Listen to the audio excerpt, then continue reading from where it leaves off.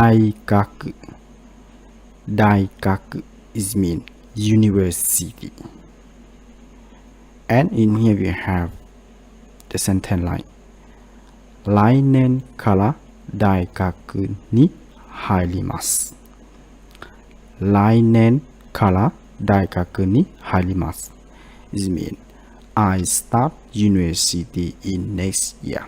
Or it means I will start my university in next year. Dai is mean the big, right? Dai is mean the big, and kaku is mean learning or studying, or it means science, right? So they mean the knowledge in higher, in the big place. So it mean university, right?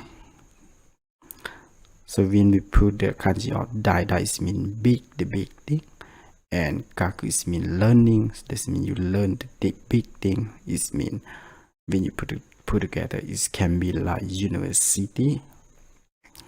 So in here they say 大学に入ります。It means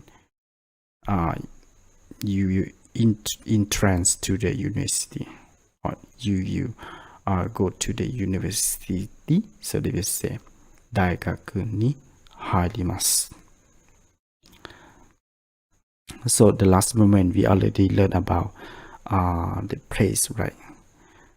学校は大学の近くにあります。Right?